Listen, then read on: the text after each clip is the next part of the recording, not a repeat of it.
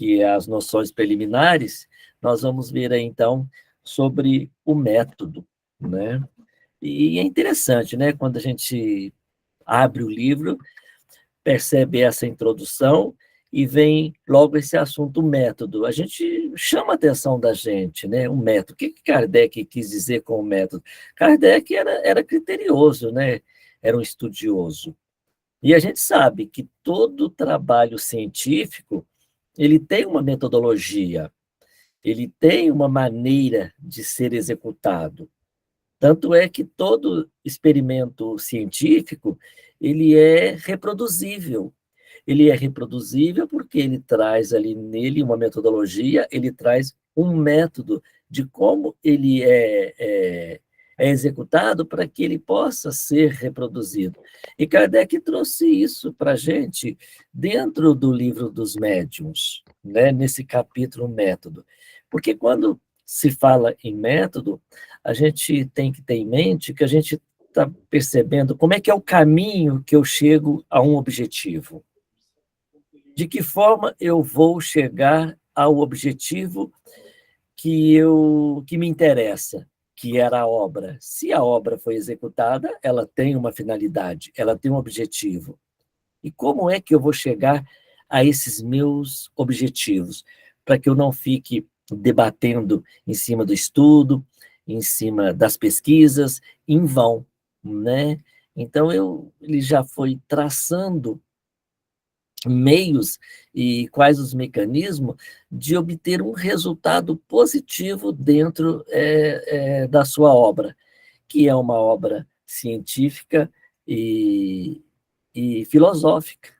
Então, se a gente for basear em métodos científicos, se a gente fosse falar em método científico, a gente vai observar que nas ciências, né, comuns, a gente vai ter a observação, vai ter a indução, vamos trabalhar com a hipótese, podemos trabalhar também com a prova da hipótese, depois a gente pode trabalhar com a demonstração ou a refutação da hipótese, que é uma teoria que a gente cria para tentar comprovar através das pesquisas.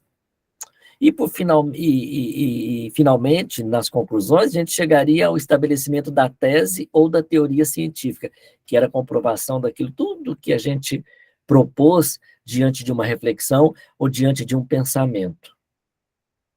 E Kardec trabalhou em cima do que dentro dessa metodologia científica? Ele trabalhou em cima da observação. Ele primeiro observou, né, os fenômenos, fez todo um estudo dessas observações para depois ele culminar na experimentação. Então, ele teve essa metodologia. E ele traz aí para a gente, nesse capítulo do método, que eu achei muito interessante, que ele inicia o capítulo dizendo para nós que, né, todos nós temos o desejo de fazer prosélitos. É claro, se você pretende fazer um trabalho, se você pretende demonstrar uma teoria, se você deseja fazer algo, é porque você quer comprovar. Você quer que alguém leia, que alguém discuta com você, que você possa atingir algumas pessoas. Então, tem esse desejo, sim, de fazer seguidores, né? Ou mais pessoas para fazer reflexões. Então, é esse desejo de fazer prosélitos, né? E a gente sabe que a doutrina espírita, ela é toda uma ciência, né, como eu havia dito antes, e toda uma filosofia, né?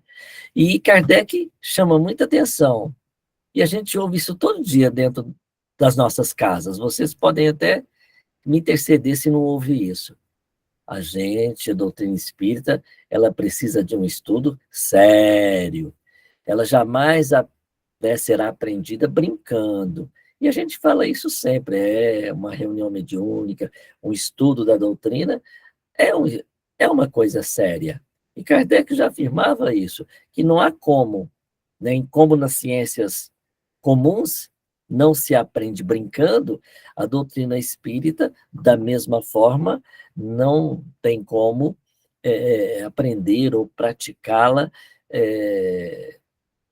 de forma infantil, ou de forma ingênua, ou sem levar a sério, né? Então, por que que ele diz isso? Porque a doutrina dos espíritos, ela interessa a toda a humanidade, ela fala de questões que interessam a toda a sociedade, a todas as pessoas.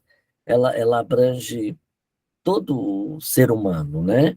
Então, por isso ela é séria.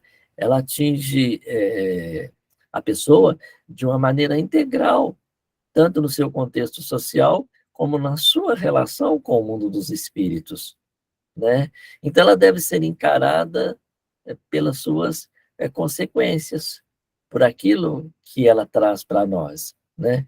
E aí ele afirma, que eu achei muito interessante, que ele afirma o seguinte, que a crença, simplesmente a crença nos espíritos, não é suficiente para fazer de alguém um espírito esclarecido. Então, não adianta eu acreditar, né, na existência do espírito, que não vai me fazer um espírito esclarecido. Isso vai depender dos meus esforços para que eu possa compreender e entender todo esse mecanismo que envolve a doutrina dos espíritos.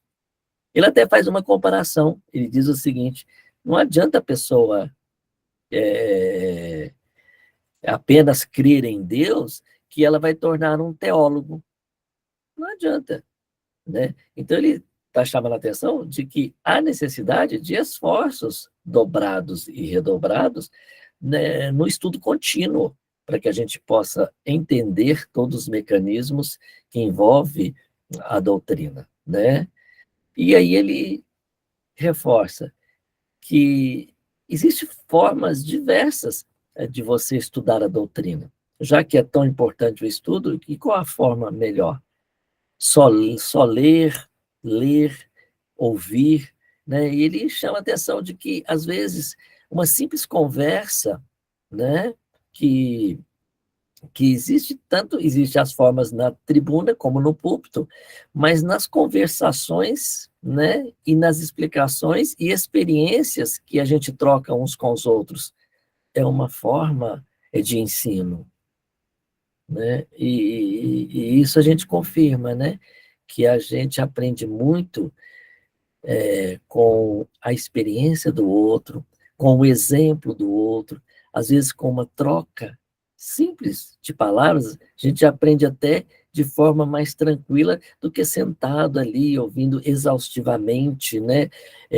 Alguém que esteja na tribuna ou que esteja nos passando aí um estudo. E às vezes uma simples conversa num corredor, em algum local do trabalho, é suficiente para trazer para a gente experiências e ensinamentos, né? E que esses esforços vão acabar por trazendo o quê? Frutos, né? Isso vai trazer frutos para a gente, porque se a gente observar, os fatos por si só não convencem a todos. Muitas vezes a gente percebe, vê alguma coisa, mas não se convence. Não se convence, né? Às vezes a gente encontra mesmo uma reunião mediúnica, né? As pessoas trabalhando ali na reunião mediúnica, exercitando a mediunidade, e às vezes ainda fica aquela dúvida, né? Que permeia. Será que é verdade? Será que não é verdade? O que que isso ocorre? De que forma ocorre? E Kardec vem nesse capítulo esclarecer para a gente essas dúvidas. Ele vem esclarecer essas dúvidas, porque ele vai falar dos opositores à doutrina e vai falar também dos adeptos à doutrina, daqueles que professam a doutrina, né? Então, muitas vezes, a questão dos espíritos, da existência do espírito, às vezes ela até é secundária. Ela não constitui o ponto de partida para quem quer estudar, porque a gente tem que levar em consideração o materialismo. E se a pessoa é materialista, ela acredita na matéria.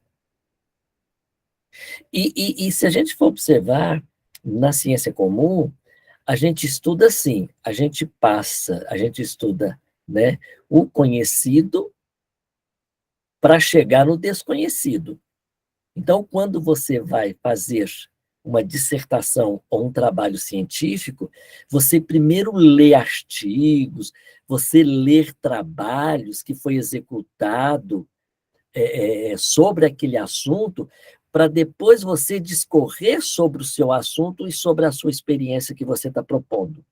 E na doutrina não foi diferente. Só que Kardec chamou atenção. Se eu partir, então, do conhecido para o desconhecido, se eu for partir do conhecido para o desconhecido, o que que o materialista conhece? A matéria. E olha então a perspicácia de Kardec, porque ele diz o seguinte: então a gente tem que começar os estudos por aquilo que o materialista conhece, que é a matéria. Então ele sugere que comece o estudo, né, mostrando a existência da alma, e não do espírito, mas da alma. Porque é mais fácil convencer, é mais fácil demonstrar. Então, que a gente comece a falar da alma. Começar com que a pessoa sinta espiritualidade, e não o espiritismo. Que ele torne-se espiritualista primeiro, porque aí fica mais fácil atingir o objetivo. Porque se você chega numa pessoa que é totalmente descrente e começa a falar para ela de espíritos, ela pode não acreditar. Porque se ela não acredita nem que tem que ela é um espírito, e vamos dizer que tem um espírito dentro dela, vamos assim dizer, que ela é constituída de espírito, se ela não acreditar nisso, ela não vai acreditar no que você está falando. E aí Kardec ainda afirma, se você pegar uma pessoa nesse nível de conhecimento, ou de desconhecimento, vamos assim dizer, né, e colocar numa reunião mediúnica, mesmo que ela presencie os fenômenos, ela pode sair da reunião mais descrente ainda, porque ela pode achar que é uma invenção, ela não vai acreditar, e mesmo vendo o fenômeno. Então, que não adianta a gente partir direto para a experimentação, né? Por quê? Porque o materialista, ele não acredita em algo fora da matéria. Ele vai acreditar somente naquilo que está visível a ele, que envolve a matéria, né? Então ele fala, antes de tornar espírita, tornemos a pessoa espiritualista. Já é um ponto, né, de partida, né? Então isso ele deixa bem claro. Então, o que é importante saber é se a pessoa acredita na existência, na sobrevivência e na individualidade da alma após a morte.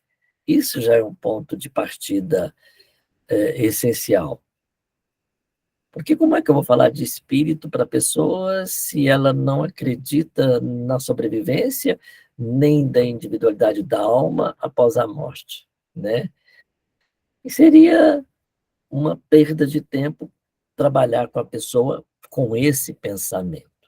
E aí Kardec, como ele ficou analisando a forma de trazer esse ensinamento, ele catalogou os materialistas. Aí ele catalogou em materialista por sistemas e materialistas radicais. Aí ele pegou duas classes. Então ele ainda tem os materialistas, aquele que é puramente materialista, né, que só acredita nas coisas materiais.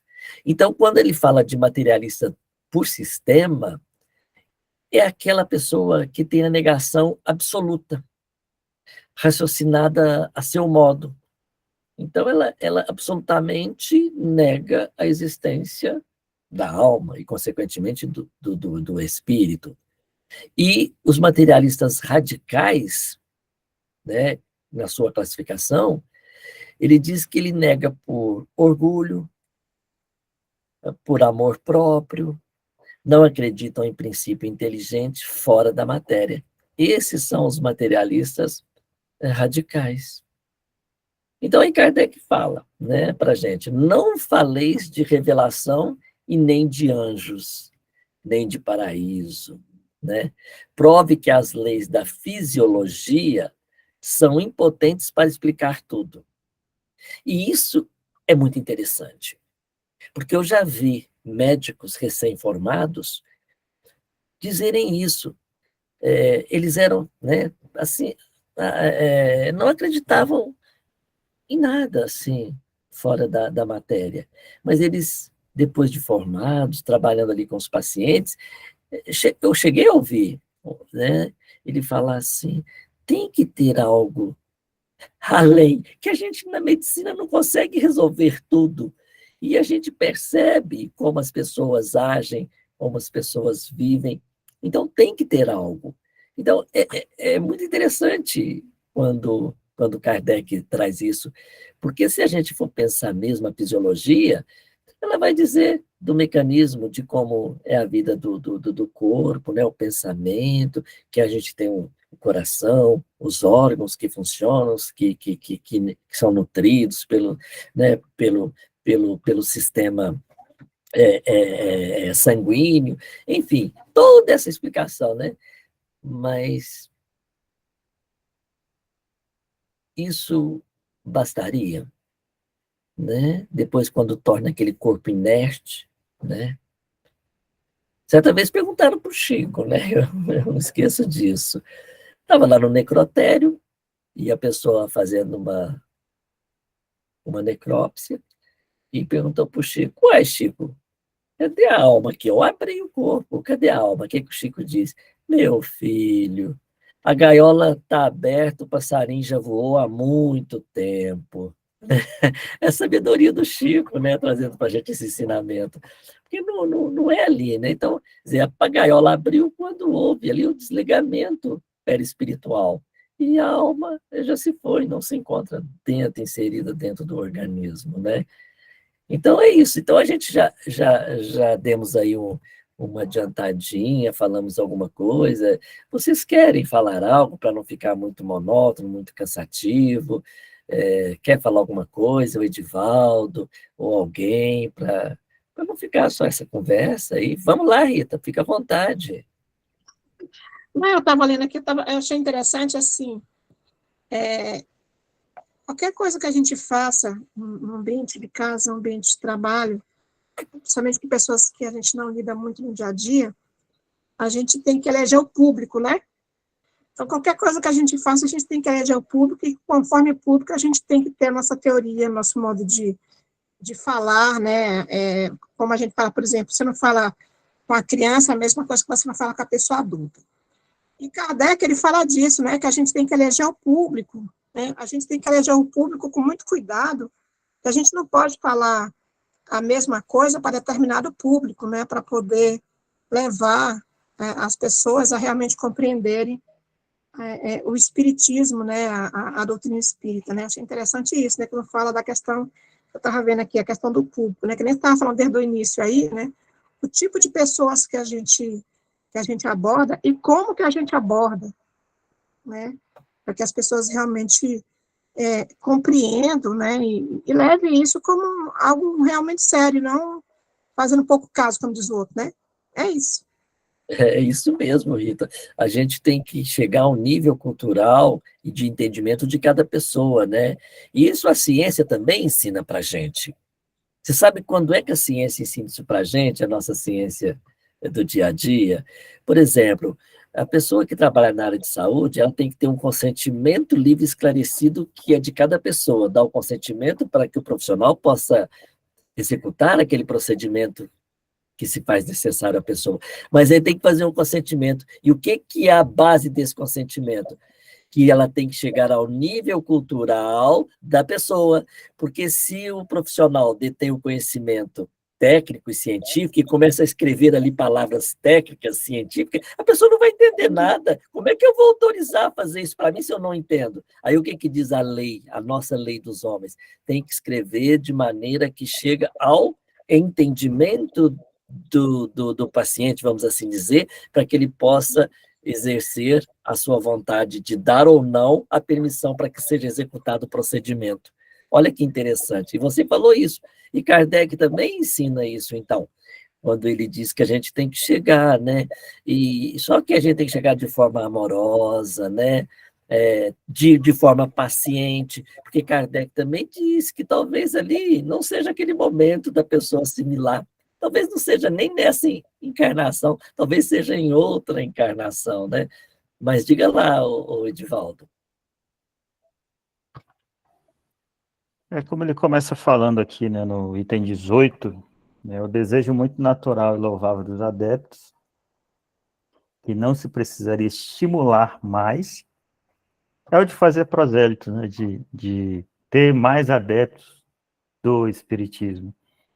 Né, e ele continua, para facilitar a tarefa, é que nos propomos a examinar aqui o meio mais seguro, segundo pensamos, de atingir esse objetivo poupando os esforços inúteis, porque a gente vai ver que nesse raciocínio que ele traz, tem certas pessoas que não adianta a gente entrar na conversa, mesmo a gente querendo que ela entendesse sobre essa questão da imortalidade da alma, né, sobre as vidas sucessivas, de como o Espiritismo faz bem, né, então não adiantaria entrar nesse assunto com certas pessoas, que às vezes a gente fica com a vontade até que aqueles são caras ao nosso coração, e que não são espíritas, se tornem espíritas, né? Então, diante desse contexto todo aqui, que ele traz, a gente pode analisar bem com quem a gente pode entrar em tal assunto e com quem a gente não pode entrar em tal assunto, relacionado ao espiritismo.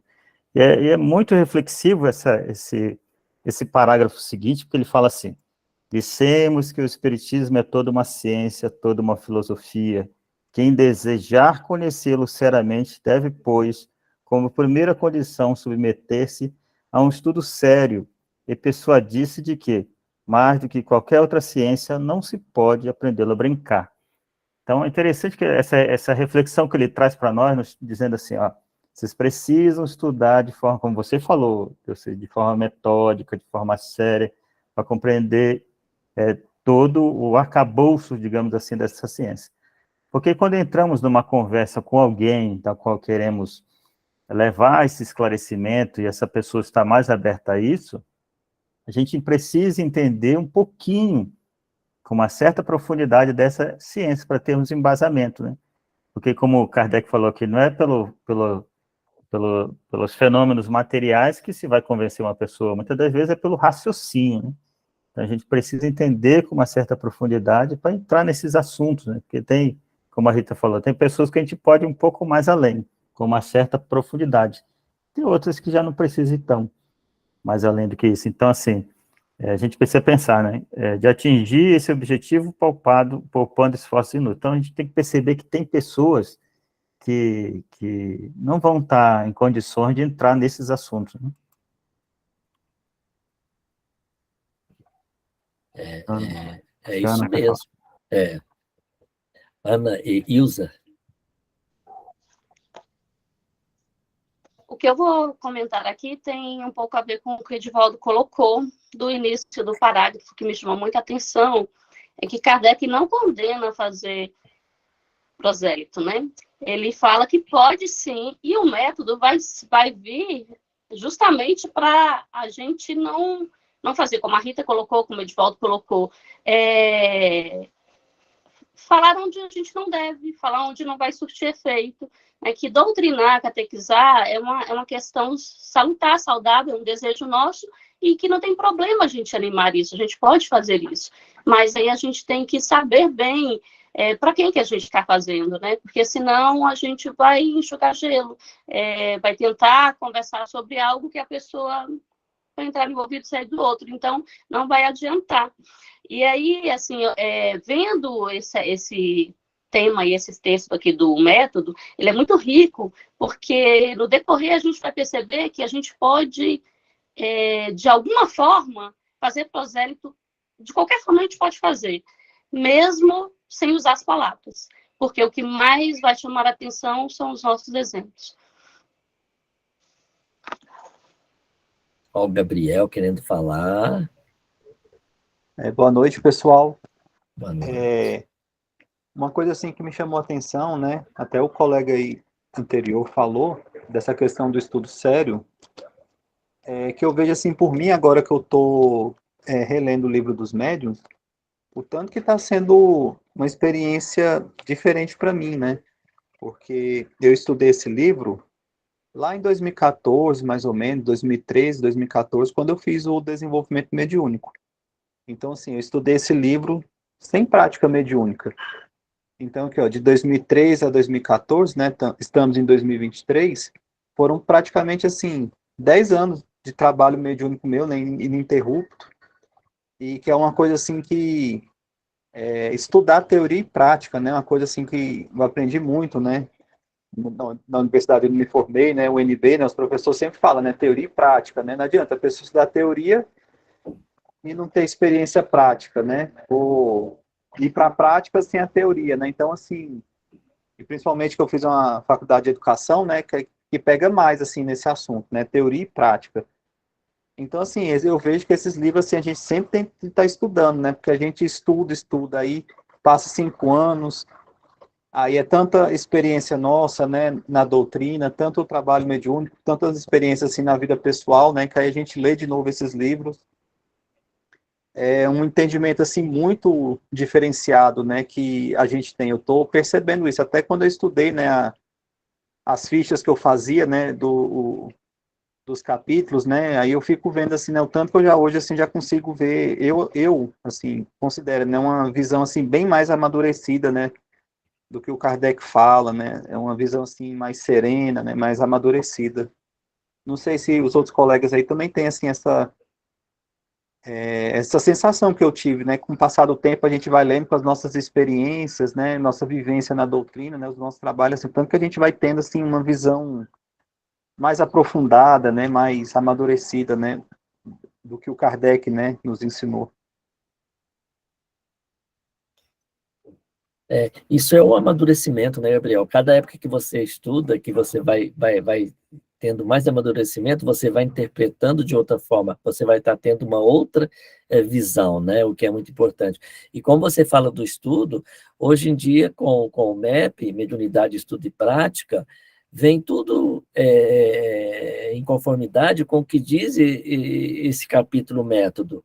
Então, eu acho que esse capítulo é muito interessante para quando a gente for fazer alguma divulgação do MEP, né, que ele é a justificativa, por que estudar o MEP, né, Mediunidade, Estudo e Prática. Então, é interessante que a gente peça, então, quando houver essa indagação, para que estudar o MEP? Estuda, então, o capítulo 3º, o método que você vai entender por que estudar mediunidade, estudo e prática antes de ir para uma reunião mediúnica, né? E aí, Vani, diga lá. O que o Gabriel colocou, eu achei interessante, porque, na verdade, às vezes, quando nós estamos numa reunião espírita, ou mesmo numa reunião mediúnica, é muito tempo, às vezes, ali junto, nem tudo a gente compreende. Por isso, a gente tem que continuar estudando, sim. A cada momento é um olhar novo que nós vamos tendo sobre isso tudo. E também, às vezes, a gente, não afã de passar algo para alguém, a gente se decepciona muitas vezes, mas a gente tem que parar e pensar assim, não, calma, assim como você, né, assim como eu mesma, não tinha a noção disso, o outro também tem o seu momento. Então, tudo é o momento de cada pessoa, todas as situações vão nos dando a possibilidade de aprendizado. Então, esse aprendizado constante, buscar novos ensinamentos a respeito disso, sim, amparados pela doutrina, pelo que está colocado ali, é muito importante, sim. Obrigada por poder externar meu pensamento. É interessante quando vocês fazem essas colocações, porque aí a gente vai entendendo por que Kardec vem catalogando. Porque quando Kardec fala dos materialistas, a gente às vezes se sente assim longe deles, né? A Alba está falando lá dos materialistas, ele está falando da gente mesmo, né? Porque a gente tem sim coisas de materialismo, porque a gente vive no mundo material. Não tem como a gente viver a parte deste mundo, né? Então a gente tem a oportunidade de ter nos sido apresentado a doutrina espírita, mas nós estamos num contexto material. E talvez a gente traz menos, né? Ou mais, tá? Questões materiais. Então, às vezes, você tem um pouco, porque Kardec vem, sim, classificando os materialistas. Ele fala do materialista por indiferença, né? Aquele que, por não ter coisa melhor, né? Desejam crer, pois a incerteza os atormenta. Então, que ele vai catalogando isso, e a gente vai observando, e a gente tem que se colocar, né? Onde que é que eu estou colocado nisso? Quem é que às vezes não sente uma dúvida? Né? Por mais que a gente tenha fé, por mais que a gente crê, mas eu acho que tem um momento que você dá uma titubeada assim tal, e venha um pouquinho daquela dúvida. Por isso a importância do estudo, e o estudo metódico e aprofundado. Porque mesmo você estudando, mesmo apresentando a doutrina espírita, às vezes a gente ainda fica com ponto de dúvida. E a gente, às vezes, nem percebe quando é que a gente está com a dúvida. Né? A gente está com a dúvida quando a gente não aceita resignadamente certos obstáculos que passam por nossa vida, quando a gente tem problemas, crises, né, na nossa existência, e que a gente fica procurando respostas e às vezes não encontra. Então, a gente tem, sim, que pensar, né, onde é que a gente está enquadrado, né? Então, Kardec vem realmente mostrar isso para a gente. Ele até fala que às vezes a pessoa, né, o materialista, né, ele tem uma vaga aspiração pelo futuro, mas a razão dele recusa a aceitar essa vaga aspiração que ele tem. Então, que ele é tão racional, age tanto pela razão e acredita tanto no que vê, pau é pedra, né? E é como Tomé, só vendo para crer, e às vezes vendo não crer, né? E aí a incredulidade, ele que diz, ele não constitui um sistema, né? E se apresentar algo racional, ele aceita com ardor, mas se for algo que seja racional para ele, para que ele possa aceitar, né? Mas a gente fala muito nessa classificação, mas nós que estamos dentro de uma casa espírita, e se a gente for observar o nosso dia a dia, a gente lida mais com pessoas que têm o mesmo pensamento nosso. Pelo menos é o que acontece comigo. Eu não tenho tido assim oportunidade de debater com alguém que pensa contrário, ou seja, com um materialista puro, né? Porque a gente vive sempre no mesmo ciclo, então está faltando esse exercício, né? Debater com alguém que não acredita. Porque às vezes a pessoa não tem a mesma religião, né? Mas acredita sim na existência da alma, na sobrevivência, na individualidade, mas não necessariamente seja espírita, né? Então, quando a gente fala do materialista, a gente fala do ateu, a gente fala daquele que não acredita de forma alguma, né? Daquele que refuta realmente a ideia. E se a pessoa não acredita na existência da alma, nem na existência do espírito, o que há de se falar na comunicabilidade dos espíritos? Então, ficaria muito mais difícil debater isso, né?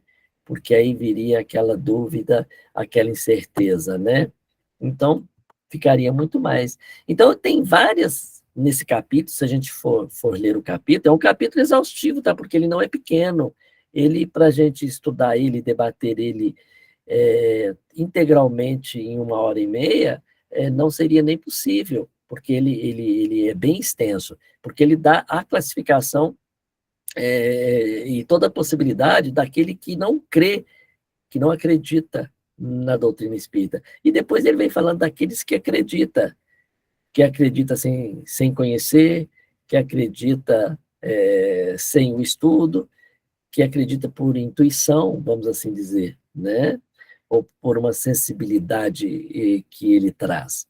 Então, ele vai falando aí dessa classificação e ele chama a atenção para a gente o quê? De um que ele chama dos incrédulos. E o que é que ele chama de incrédulo? Quando Kardec fala para a gente assim, tem os incrédulos, que apesar de espiritualistas, então eles acreditam em algo no espiritualismo, são incrédulos de má vontade. Isso é que ele afirma. Prefere não acreditar para não perturbar a tranquilidade dos prazeres materiais. Olha que interessante, porque ele acredita o seguinte: se eu acreditar na existência do espírito, se eu acreditar na lei de ação e reação, e eu estou gozando dos prazeres da vida, então eu vou ter que pagar. Então é preferível que eu não acredite nisso. Eu lembro muito, né, que não sei se era no século IV, que tinha uma rainha que ela acreditava, que a Igreja Católica acreditava na reencarnação. E essa rainha era uma prostituta, e aí ela tornou-se rainha e mandou matar 500 prostitutas.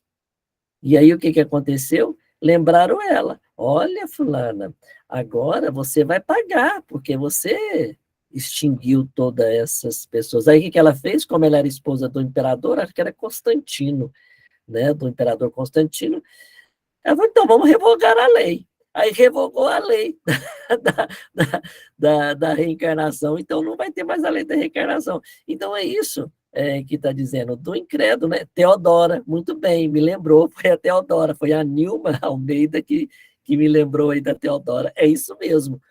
Então ela foi uma incrédula porque ela acreditavam-se antes nisso, então, como ela ia ter a punição, é melhor que isso não exista. Então, é quando ele diz do incrédulo. E aí Kardec ainda continua afirmando: temem deparar com a condenação de suas ambições, de seu egoísmo e das vaidades humanas com as que deliciam. É claro, então eles preferem, né, colocar uma venda nos olhos, né, e para que não sejam cobrados e viver ainda usufruindo, né, das suas vaidades. O interessante também é que há pessoas sem religiosidade, mas com um grau sublime de... Eu vou ler aqui que tem um comentário aqui, ó, interessante, o pessoal está comentando no chat. Mas com um grau sublime de desprendimento da materialidade. E outros com a religiosidade, porém num apego profundo com a matéria. Muito bem, Rodrigo, você que escreveu. É verdade isso, porque não é a religião que vai salvar, né? Não é religião, a gente sabe disso, né?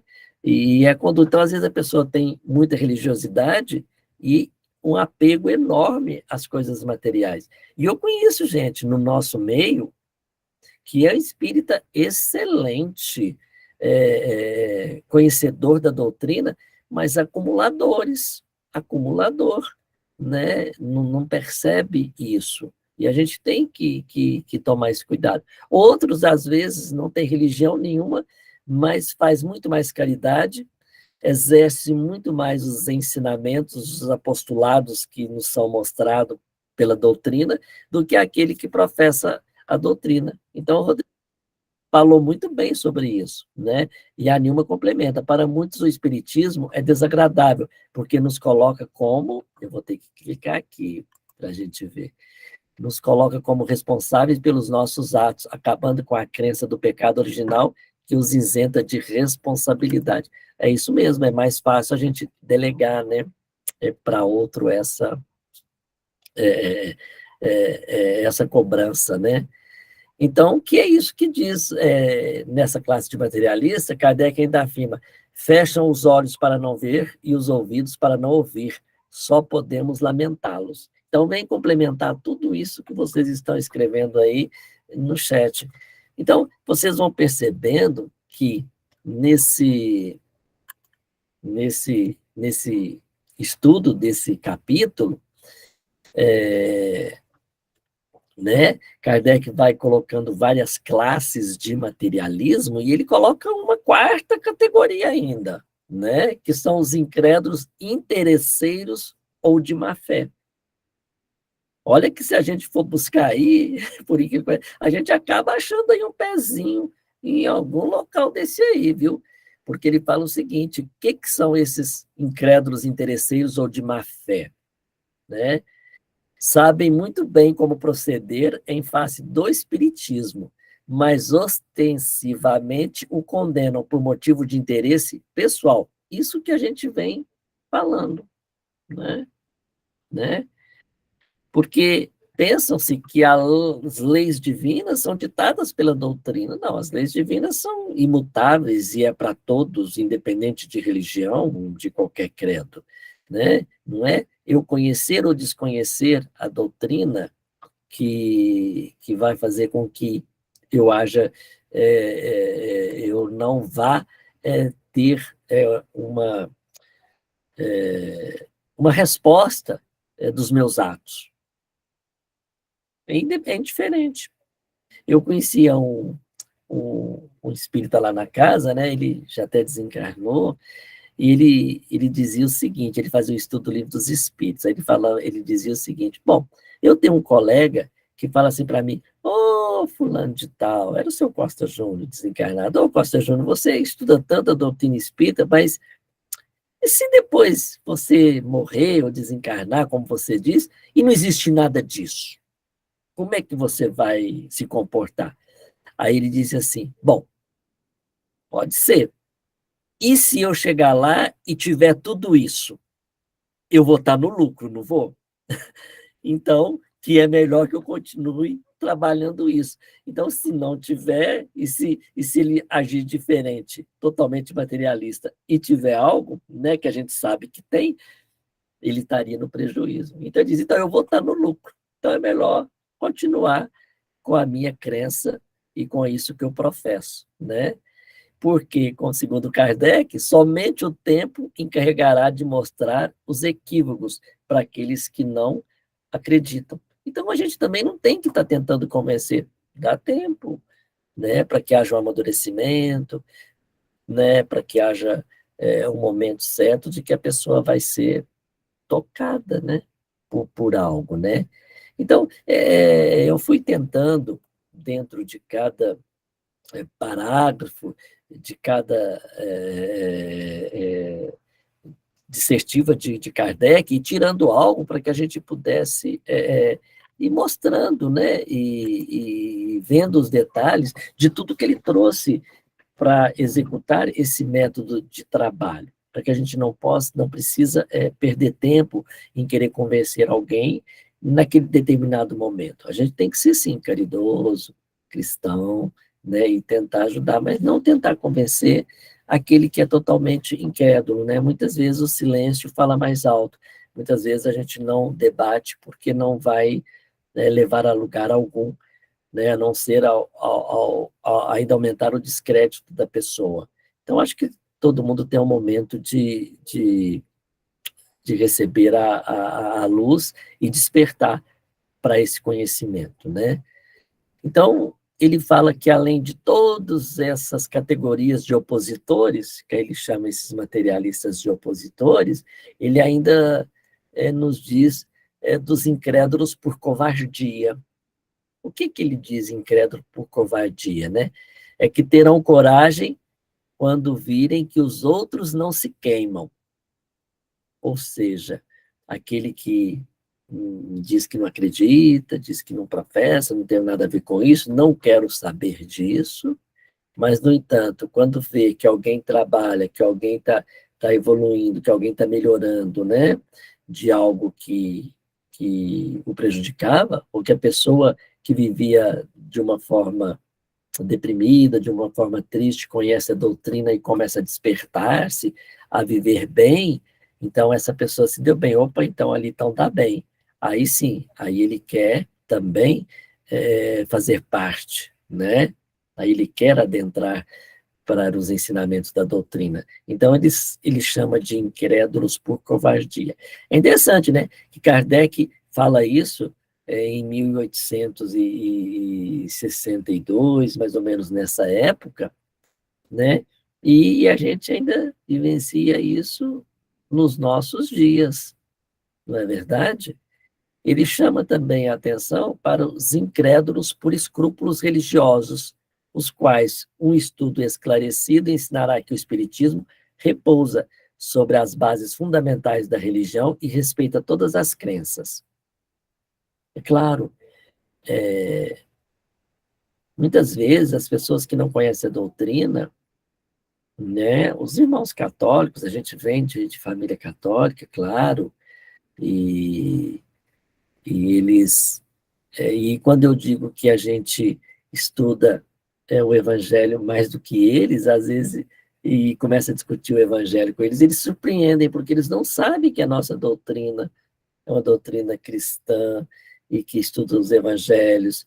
E nós estudamos Paulo de Tarso, as cartas de Paulo, muito mais do que os católicos. E você chega num católico assim, ó, não desfazendo, tá? Com todo respeito, claro. Mas às vezes a gente estuda muito mais e eles desconhecem que a gente estuda esses evangelhos, né? Como a gente estuda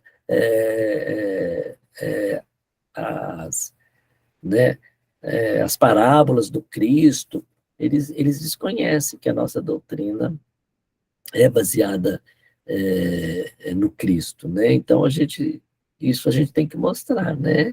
A gente tem que mostrar, porque muitas vezes eles acham que os ensinamentos do Cristo são deles, né? Ah, não, Cristo era católico, por exemplo, né? E não é nada disso, né? Então, são os incrédulos por escrúpulo, né? Então, ele vai colocando aí dessa forma. Depois ele fala dos incrédulos por orgulho, né? Por espírito de contradição, por negligência, por leviandade. Então, tem vários tipos de formas da pessoa não acreditar para se satisfazer, né? Para não sentir punição pelo seu próprio orgulho, porque eu acredito nisso, eu penso nisso, tem que ser dessa forma, porque talvez foi educado dessa forma e não quer mudar de opinião, né? Então tem todo esse contexto, né? E tem aqui, acho que alguém disse no início aqui, que eu não vou me recordar quem, mas pode se manifestar, que falou assim, às vezes eu fico decepcionado com alguma coisa, e Kardec fala sobre isso, ele fala lá no item 25, ele fala incrédulos por decepções. Incrédulos por decepções. E aí a gente pode, né, ter alguém que a gente conheça que ficou incrédulo por decepção. Passaram da confiança exagerada aos desenganos. E na atualidade pode acontecer muito isso, incrédulos por decepções. Às vezes imagina algo, ou se decepciona com alguém dentro da casa espírita, e eu já vi pessoas afastarem da casa espírita por decepção, mas porque imaginavam que queriam uma falta de conhecimento e de estudo, porque se a gente se a gente trabalha ou se a gente participa de uma casa espírita, a gente participa pelo nosso ideal, pela nossa fé, pela nossa crença. Não é por um descaso ou por um descontentamento com alguma pessoa que eu vou deixar a casa espírita, que eu vou deixar a religião. Porque há pessoas que abandonam o espiritismo por uma desavença, por algo. Então, o que está faltando? Estudo e fé. Mas diga lá, Ana Ilza, foi você que levantou a mão, né? Isso. Essa questão da decepção, né, eu vejo muito que às vezes a gente, né, ainda muito falho, muito materialista, a gente esquece de olhar a essência, né, que é a doutrina espírita e passa a olhar as ações das pessoas, que são falhas também como nós, e aí a gente cria uma expectativa no outro, às vezes a gente passa a ver aquele outro como um referencial de conhecimento, e quando vai ver as ações não condiz, a gente se decepciona, e aí a gente coloca a doutrina espírita no pacote, que não tem nada a ver uma coisa com a outra. Muito bem, é isso mesmo. Aí a pessoa vai e é isso. Porque Kardec fala, antes de eu dar a palavra para Magda, só um pouquinho. Aí ele fala que ele foi por engano, o estudo parcial do espiritismo e falta de experiência, tá vendo? São vários, ele vai pontuando vários quesitos que faz com que a pessoa se decepcione. Mas diga lá, Magda. Magda, liga o microfone. Boa noite. Boa noite. Se eu fosse sair da casa espírita por me decepcionar com pessoas, eu não estava até agora na casa de Centro Espírita de Maria de Madalena, aqui de Planaltina. Porque eu já me decepcionei, não foi uma e nem foi duas com a pessoa. Foi como a minha irmãzinha Ana falou. Eu não vou olhar a pessoa, eu vou olhar aquilo que eu quero aprender dentro do Espiritismo. É isso mesmo, porque se a gente for analisar por esse ponto de vista, eu acho que a gente não está aprendendo nada da doutrina. Nada. Porque se a gente está dentro da doutrina, é para o nosso aperfeiçoamento moral e para o nosso progresso individual. E se eu deposito isso numa pessoa, nas ações das pessoas, qual que é a minha fé? O que eu estou aprendendo? Primeiro, eu não estou aprendendo nada, porque a gente sabe que cada um está num grau de evolução. A gente não está aprendendo a perdoar, que é o ensinamento do Cristo, a gente não está aprendendo ter resignação com nós mesmos ou com as ações dos outros, então a gente não está aprendendo nada. Não, então eu vou largar logo, me decepcionei. Não, e se a gente for pensar bem, eu disse que atualmente acontece isso, porque por vários motivos, motivos políticos, motivos de pensamentos, uma pessoa quer largar... Gente, o que nós estamos aprendendo nesse tempo todo? E há pessoas que estão na casa há 30 anos, 40 anos dentro da casa espírita, e não, então a gente não está aprendendo. Não está aprendendo a perdoar, não aprendeu a amar, e não aprendeu nada. E a gente tem que preocupar, eu preocupo com o meu pensamento, eu preocupo com as minhas ações, porque a gente está ali pela doutrina, pelo Cristo, né, que nos levou. A gente não trabalha para ninguém, nem para mim mesmo, é para o Cristo. A atividade é para o Cristo, né? Não é para outra pessoa, não é para mais ninguém. Mas o Robson levantou a mão. Boa noite a todos. Tem também aqueles tipos de decepções, como eu percebo aqui na nossa cidade, alguns centros em que eu já participei, alguns frequentadores que adentram a doutrina, né, pela dor, às vezes pelo afloramento da mediunidade, e quando percebem que buscam um fenômeno, né? Quando percebem que a casa espírita não distribui fenômenos como quem distribui santinhos por aí, né?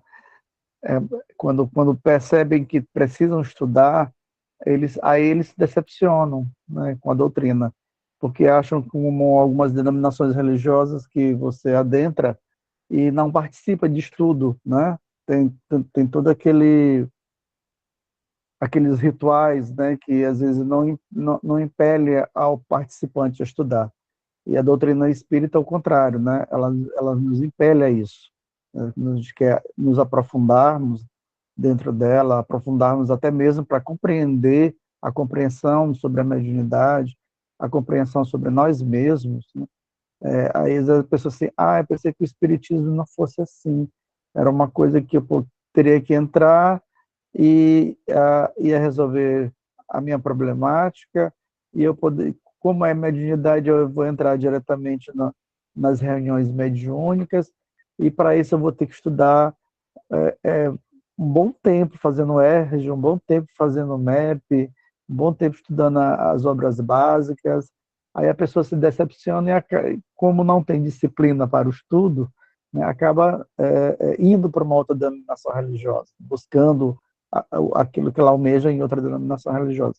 Então, eu já percebi muito isso acontecer aqui na nossa cidade. Alguns frequentadores, né, que adentram a doutrina, mas que quando tem a questão da disciplina relacionada ao estudo, algumas delas desistem, né? Até mesmo aqueles que aceitam a questão de estudar, mas quando percebem que existe a disciplina de estar ali todo o tempo, estudando, se aperfeiçoando, né? Buscando a compreensão de si mesmo, buscando a compreensão da doutrina, eles não querem ter essa disciplina, né? Então, às vezes uma turma de ERD entra 20 pessoas, acaba ficando apenas 5, né, lá para o final. Mas assim, é uma coisa que é gradativa, cada um vai ter esse momento de despertar. Então, quando nós nos despertarmos para isso, lembramos daquele exemplo de Chico Xavier, né, quando ele se encontra com Emmanuel, e que ele pergunta o que ele precisaria fazer para poder escrever a quantidade de livros que Emmanuel propôs a ele e nos revelar, né, nos confirmar a existência do mundo espiritual. Emmanuel é categórico com ele, né? Fala 3 palavras: disciplina, disciplina, disciplina. Então, quando as pessoas percebem isso, né, elas se tornam esses tipos de pessoas que desistam, né? Desistem da doutrina, não querem continuar, porque não tem não querem colocar em suas vidas essa disciplina. É isso mesmo, muito bem. Então, ele vai falando, né, que tem, inclusive, né, aqueles a quem os espíritos mistificam e não estão preparados para diferenciar a verdade da impostura, não sabem o que perguntar. Então, isso também faz com que a pessoa se decepcione, né, por causa das mistificações. Ele fala também daqueles que acreditam que os espíritos possam predizer o futuro. Aí vai lá e o espírito aí não vai dizer para ele que vai ser uma coisa boa, ou diz que vai ser uma coisa boa, e aqui não ocorre nada daquilo, né? Que é o que ocorre aí nesses que lerem sortes, né? Você vai arrumar um emprego, não acontece nada daquilo, você vai arrumar um bom casamento. Então, que acreditam nisso e que acabam por se decepcionar, porque isso não vai ocorrer. Não é isso que a doutrina nos ensina. Por isso que é necessário um estudo aprofundado para que a gente possa entender das leis básicas, né, que regem a vida, né, a verdadeira vida. Então, que isso não vai ter sucesso, não vai ter essa consonância com o que a pessoa quer, essas promessas em vão, né? E ele fala até de uma classe também de opositores, vamos assim dizer, os materialistas, que são os indecisos, né? Que são aqueles que são espiritualistas, quer dizer, não são espíritas, são espiritualistas, por princípio. Há uma vaga intuição das ideias espíritas, uma aspiração de qualquer coisa que não podem definir. Então, tem uma vaga, né? Mas está indeciso ainda. Então, às vezes, no nosso meio, pode encontrar alguém ainda com essa indecisão, né? Falta-lhe apenas coordenar e formular os pensamentos para que possa resolver essa questão de indecisão, né? Para eles, né, para esses indecisos, o espiritismo é um traço de luz, a claridade que dissipa o nevoeiro.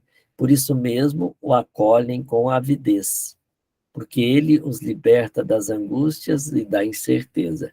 Então já está indeciso, já está com o pezinho ali na crença, na credibilidade, né? Mas ainda está com a indecisão, né? E o que vai fazer com que ele se liberte dessa indecisão? O estudo, né? O despertamento, a vivência, é isso que vai tirá-lo da indecisão, né?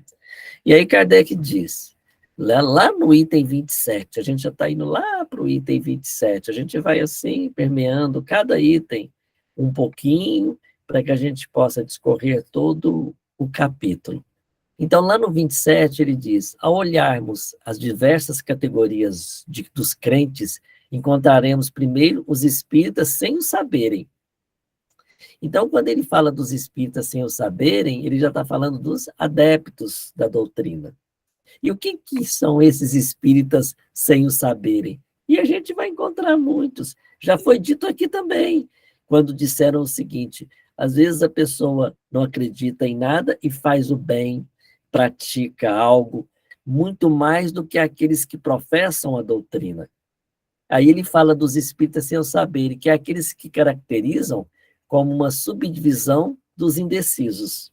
Quer dizer, está indeciso, mas ainda tem esse conhecimento. Paulo Luiz levantou a mão. Diga lá, Paulo. Olá, queridos amigos. Boa noite. Boa noite, Delcides. É um Boa prazer noite. estar aqui com você.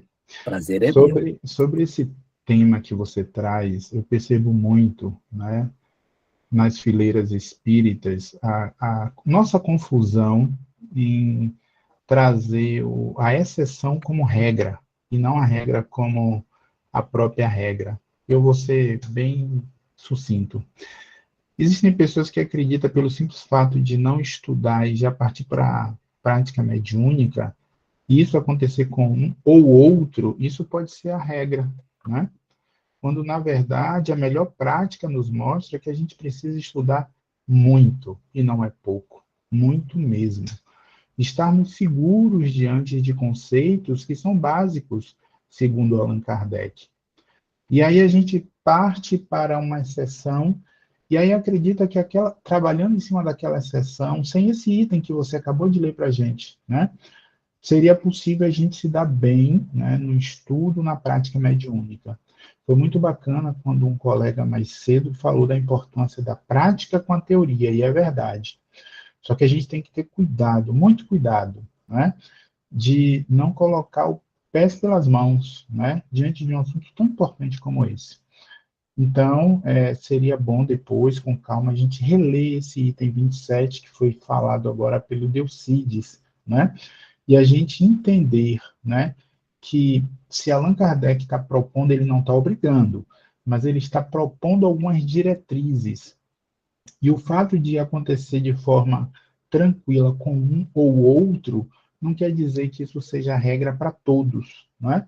Por isso que existem algumas orientações, olha só o nome, orientações de determinadas regras, não é? Para que a gente tenha uma reunião mediúnica equilibrada, não é? Harmoniosa, em que as pessoas possam, de fato, ser instrumentos do bem. Obrigado, Delcides. Mas é isso mesmo, boa a sua colocação, né? E aí ele fala, porque quando ele é o espírita sem saber, a gente vai encontrar muitos livros bons no mundo profano, filósofos, moralistas, modernos, que vão trazer algo para a gente. E as pessoas não conhecem a doutrina, mas quem sabe não é uma inspiração, né? Muitas vezes a pessoa Exatamente. traz algum fruto bom para a gente e não é o espírita, porque a gente não tem coisas boas só dentro da doutrina espírita. Nós temos dentro de vários setores da sociedade. Então, esses são os espíritas sem o saberem, porque traz essa intuição interior, né? Então, isso é muito interessante. Eu, ultimamente, eu quis conhecer as obras de Humberto de Campos, é o mentor da nossa casa espírita, né? Muito bom. Eu sou presidente de uma casa espírita, o Edivaldo falou, se apresenta, Delcides, eu nem me apresentei, né? Eu sou presidente lá do GAF, que o nosso mentor é Humberto de Campos, e eu estou como dirigente da área mediúnica da FEDEF também. Então, eu resolvi ler as obras de Humberto de Campos antes, ele encarnado, que eu quero dar uma comparada com as psicografias do Chico. Então, e aí me veio essa inspiração, mas você não acha obra de Humberto de Campos para comprar, porque por problema familiar elas não são reeditadas. Então, ele é um grande escritor que foi importantíssimo naquela ocasião, mas que ficou no esquecimento da escola comum, né, dos bancos escolares. Então, eu fui conseguindo uns livros, e estão até bem conservados no sebo, e estou lendo. Aí eu vejo que Humberto já trazia algo já um pouco espiritualizado, falava de Deus, falava de alguma coisa, ele falava coisas cômicas, então isso é interessante. Então eu lembro, então era um escritor, se a gente for catalogar como um filósofo, que trazia então alguma nuances espirituais. Então é isso que a gente está tentando buscar na sua literatura. Então vários outros escritores trouxeram aí para a gente algo importante, sem o ser espírita, né? Sem essa conotação de ser espírita, né? Então, isso é interessante. Se a gente partir lá para o item 28, né? Entre os que convenceram pelo estudo direto da doutrina, podemos distinguir. Aí ele está falando daqueles que já estudaram, né? E que já conhecem a doutrina, mas aí ele vai fazendo algumas classificações. Primeiro, os que creem puramente e simplesmente nas manifestações. Para eles, o espiritismo é apenas uma ciência de observação, uma série de fatos mais ou menos curiosos, são chamados de espíritas experimentadores. Aí já está chegando aqui em nós. Vocês observam isso, que lá no item 28 ele vem falar isso. Entre os que convenceram pelo estudo direto do espiritismo, ainda podemos distinguir esses que são curiosos. Tamires, pode falar. Ô, Deus, você podia terminar sua fala, não queria atrapalhar, não. De jeito nenhum, não atrapalhou em nada, diga lá. Boa noite, pessoal, tudo jóia?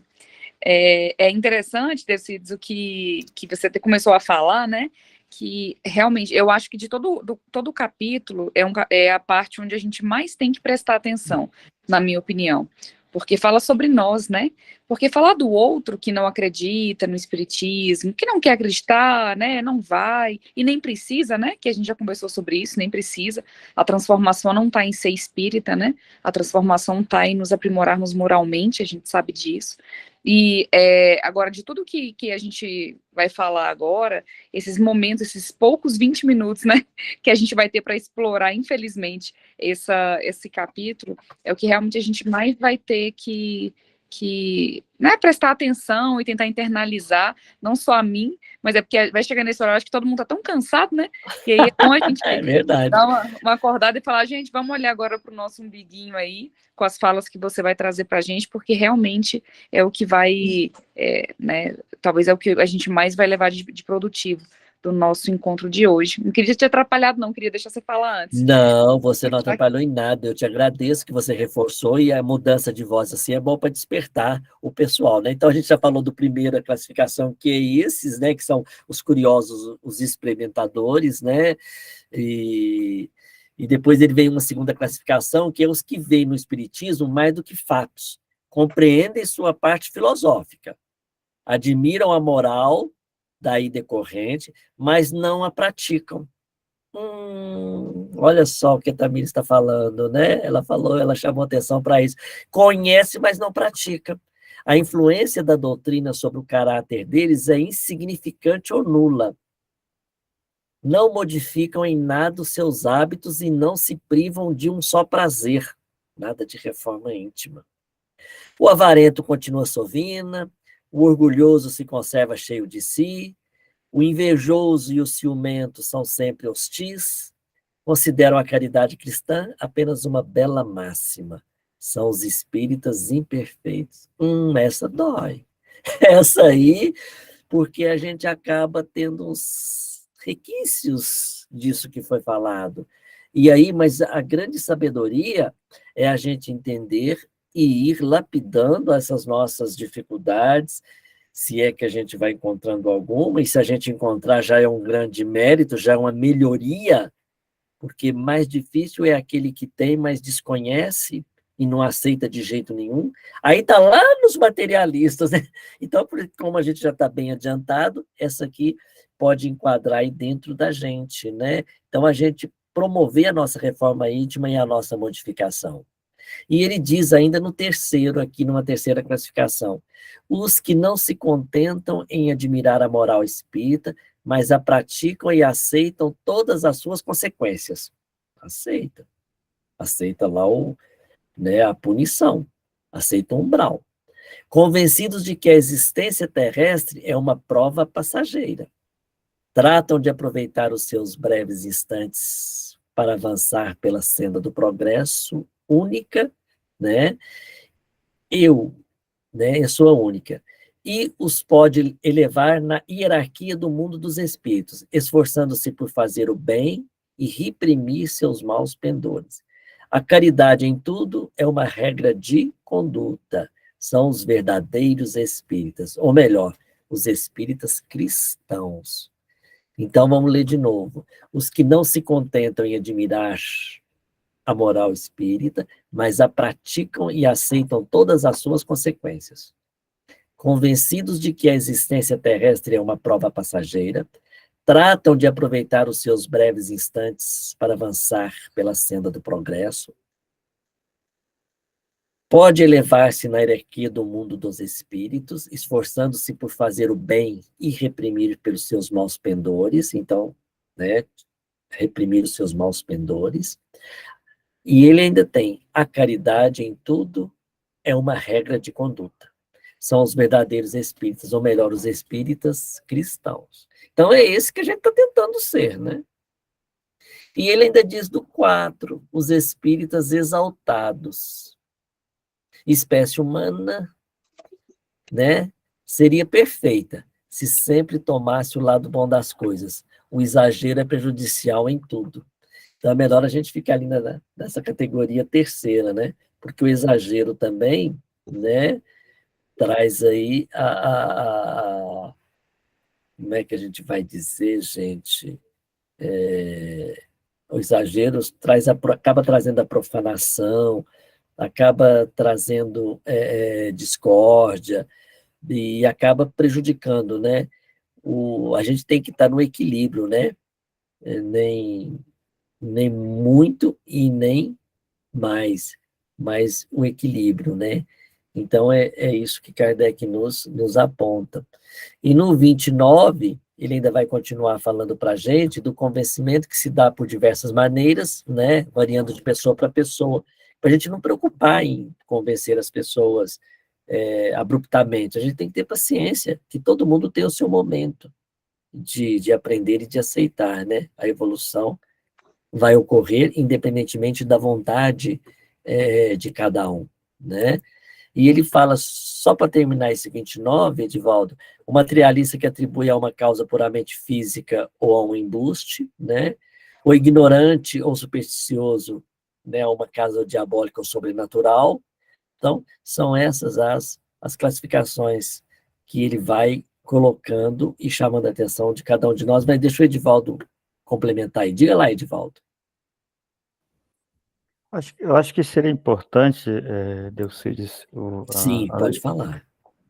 O resto da leitura desse Espíritos Exaltados, né, que pode até nos suscitar uma conversa salutar no grupo, né, quando ele continua assim, né, até onde você falou, o exagero é prejudicial a tudo. No Espiritismo, ele produz uma confiança cega e frequentemente pueril nas manifestações do mundo espiritual, fazendo aceitar muito facilmente sem controle aquilo que a reflexão e o exame demonstrariam ser um absurdo impossível, pois o entusiasmo não esclarece, ofusca. Esta espécie de adeptos é mais nociva do que útil à causa do espiritismo. São os menos capazes de convencer. Só um minutinho. São os menos capazes de convencer, porque se desconfia com razão do seu julgamento. Se são enganados facilmente por espíritos mistificadores ou por pessoas que procuram explorar a sua credulidade. Se apenas eles tivessem de sofrer as consequências, o mal seria menor. Mas o pior é que oferecem, embora sem querer, motivos aos incrédulos que mais procuram zombar do que se convencer, e não deixam de imputar a todos o ridículo de alguns, Isso não é justo nem racional, sem dúvida. Mas os adversários do Espiritismo, como se sabe, só reconhecem como boa a sua razão e pouco se importam de conhecer a fundo aquilo de que falam. Então, aqui, a gente vê hoje em dia muitas, por exemplo, mensagens mediúnicas que são divulgadas na internet, e entra nessa questão aqui desses espíritas mais exaltados, né? Uma confiança cega, exagerada. Por isso que lá no começo, ele fala muito dessa questão da importância do estudo, esse estudo continuado, né? Essa 1h30 aqui é muito pouco para todos nós. Há necessidade da gente, na intimidade do nosso lar, fazer esse estudo continuado, né? De ler as obras de Kardec, de refletir em cima disso. Eu vou ler apenas um pequeno trechinho e depois eu mando no grupo o restante de um artigo que foi escrito por Kardec, do ano de 1863, da Revista Espírita, intitulado Falsos Irmãos e Amigos Ineptos. Aqui no começo ele já fala que a marcha do Espiritismo não tem como separada, porque é uma lei da natureza. Né? Às vezes a gente pode olhar assim, o movimento espírita pode sofrer muita coisa. Pode, mas a marcha do Espiritismo em si, ela não pode ser parada por ninguém. Né? E Kardec escreve assim, contudo, se nada pode parar a marcha geral, há circunstâncias que podem determinar entraves parciais, como uma pequena barragem pode desacelerar o curso de um rio, sem impedi-lo de correr. Entre essas circunstâncias estão os movimentos inconsiderados de certos adeptos mais zelosos que prudentes, que não calculam bem o alcance de seus atos ou de suas palavras. Assim, produzem sobre as pessoas não iniciadas na doutrina uma impressão desfavorável, muito mais própria a afastá-las que as diatribes dos adversários. Sem dúvida, o Espiritismo está muito difundido, mas estaria ainda mais se todos os adeptos tivessem sempre escutado os conselhos da prudência e guardado uma sábia reserva. Sem dúvida, é preciso levar-lhe em conta a intenção, mas é certo que mais de um tem justificado o provérbio: melhor um inimigo declarado que um amigo inepto. O pior disso é fornecer armas aos adversários que sabem explorar habilmente uma falha. Nunca seria demais recomendar aos espíritas refletir maduramente antes de agir. Tais casos, manda a prudência não... Em tais casos, manda a prudência não se bastar a opinião pessoal. Hoje, que todos os lados se formam grupos ou sociedades, que a gente chama hoje em dia de casa espírita, nada mais simples que se reunir antes de agir, não tendo em vista senão o bem da causa. O verdadeiro espírita sabe fazer a abnegação do amor próprio, crê em sua infalibilidade, recusa o conselho da maioria e persistir no caminho que se revela mau e comprometedor. Não é atitude do verdadeiro espírita. Seria dar prova ao orgulho, senão a obsessão. Então aí está o conselho de Kardec. Por isso que a gente precisa estudar as obras como um todo, né, para a gente entender o pensamento de Kardec, né?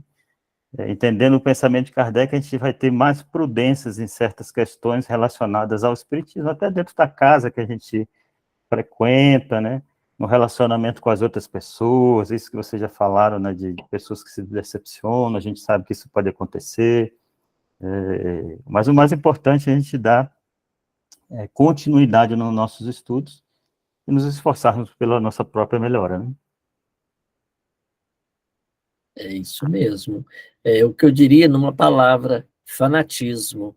É porque essa palavra que me fugiu na hora que eu queria dizer, que quando você exalta, você acaba trazendo fanatismo e traz todas essas consequências nefastas que o fanatismo traz. Então, por isso que não deve ter o exagero. E Kardec ainda fala, né? Se a gente for pegar lá o item 32 desse capítulo do método, ele vai falar do estudo prévio da teoria, apresenta ainda várias vantagens, né? Quando você estuda a teoria antes de ir para a prática, você só tem vantagens, porque ele mostra o entendimento, a grandeza do objetivo e o alcance da ciência. Então, quando você conhece a teoria, para que você vá à prática, você vai mais seguro. Isso é o que acontece na nossa vida profana, na nossa vida do dia a dia, nas suas atividades. Se você conhece a teoria e quando você vai para a prática, com mais segurança. Tanto é que quando você vai fazer algo que, mesmo dentro da sua área, da sua especialidade, daquilo que você executa na sua vida comum, você busca na literatura, na literatura para que você possa executar com mais segurança e com confiança aquilo que você propõe fazer. A gente observa que aquela pessoa que tem mais idade, que tem mais experiência naquilo que faz, executa com mais tranquilidade, executa com mais perspicácia, executa de forma mais segura, e até transmite segurança. E isso também é dentro da nossa doutrina. Então, por isso, a importância de estudar a teoria antes, para você entender o fenômeno.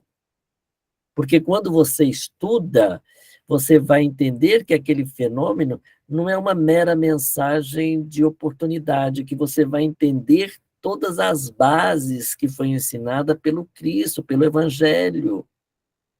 E aí você vai fazendo um link e vai entendendo o porquê daquela situação e o porquê daquilo que está acontecendo e da forma que está acontecendo. A sua sensibilização, o seu sentimento, até as suas emoções você começa a entender e você começa a compreender, né?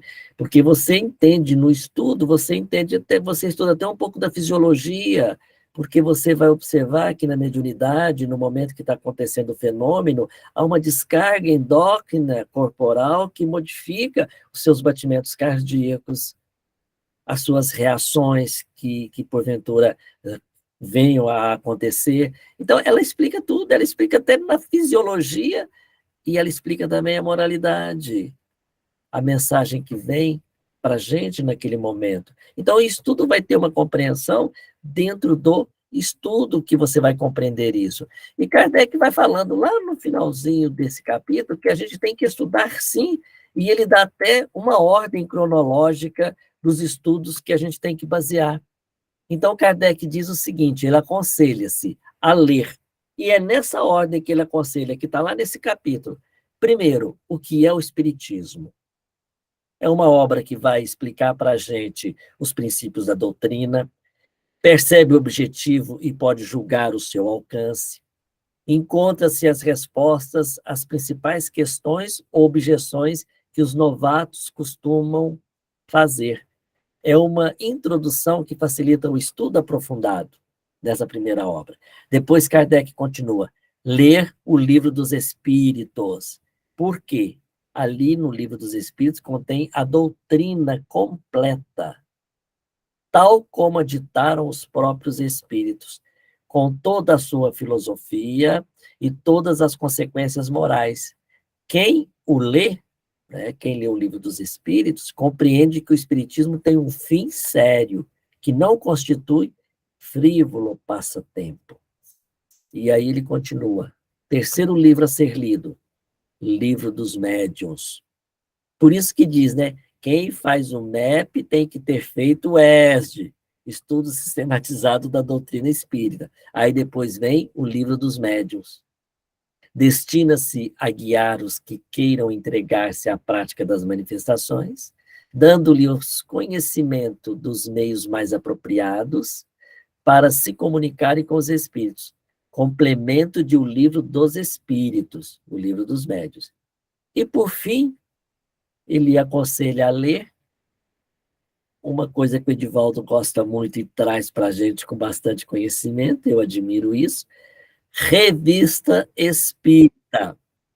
variada coletânea de fatos, de explicações teóricas e de trechos isolados que complementam o que se encontra nas duas obras precedentes, ou seja, no Livro dos Médiuns e no Livro dos Espíritos. Sua leitura pode ser feita ao mesmo tempo que a daquelas obras, tá? Porém, será mais proveitosa e, sobretudo, mais inteligível se for feita depois de O Livro dos Espíritos. E, por fim, Kardec diz que deve-se ler tudo, até mesmo as críticas, né, que se dão à doutrina espírita. Compete ao leitor separar o bom do mal, o verdadeiro do falso. E assim, a gente esgotou aí, né, o capítulo, o método. Então, vocês veem que é importante, que vem trazer para a gente aí esses ensinamentos de como a gente estudar a doutrina, por que estudar, e que não é uma criação, então, quando diz, poxa, você tem que estudar primeiro o Livro dos Espíritos para depois estudar o MEP, aí as pessoas ficam nervosas, né? Ah, está criando isso porque é o coordenador do estudo, porque... Não, está seguindo aí uma recomendação de Allan Kardec. É bom a gente estudar, né, para a gente compreender, aceitar, né? Então, cada vez a gente vai aprendendo mais. E eu acho que é isso que eu tinha para falar para vocês. Estamos chegando aqui a 21h28, estamos sendo pontual, né? E vou passar aí para o Edivaldo continuar. A gente te agradece, Delcide, pelas suas colocações. Alguém queria comentar alguma coisa? Fazer uma pergunta? Agora é o momento. Não? Certeza que não? Bom, essa recomendação que Kardec faz aí no final, né, de até a Revista Espírita, se a gente for pensar assim, mas por que ele não colocou as outras obras? A gente deve lembrar que esse livro foi lançado em 1861. Então, as outras obras só foram lançadas depois, né, que vem o Céu e o Inferno. Se ele escrevesse depois essa obra aqui, ele ia colocar, né, o Céu e o Inferno, a Gênese, instruções práticas, que eu acho que a Aulenita Simas está mostrando aí para a gente, ó. Ela já mostrou algumas vezes. Instruções práticas, que é muito importante ler também, até para fazer essa comparação entre as instruções práticas e o Livro dos Médiuns, ver onde Kardec evoluiu o pensamento dele, de uma obra para outra. Então, se ele escrevesse depois, ele ia colocar as outras obras aqui, né? Mas até então, ele só tinha lançado até o Livro dos Médiuns, né? E a revista ele vinha lançando constantemente. Alguém quer falar ou não? Mas, Edivaldo, mas é porque também a gente vê que é a ciência e a filosofia. Uhum. Então, quando ele fala da filosofia, aí ele joga o Livro dos Espíritos, né? E quando ele fala o Livro dos Médiuns, é ciência pura, né? Então, por isso que ele aconselha antes você conhecer a doutrina, né? Porque senão você não vai ter o entendimento, você conhecer o mundo dos espíritos, conhecer tudo ali, para depois vir, já seria suficiente. Por isso que também não precisaria de ler a Gênese. A Gênese, ele diz que é o último livro a ser estudado, né? A gente acha que é o primeiro, né? Porque Gênese é a origem, mas a orientação é que a Gênese seja o último a ser lido do Pentateuco. Mas só isso mesmo. Aulenita, quer falar? Pode abrir o áudio.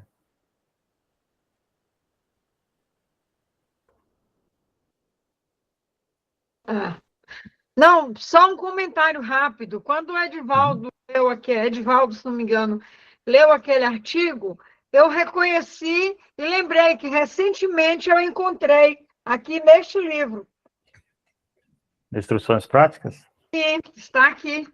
Nesse livro. Legal.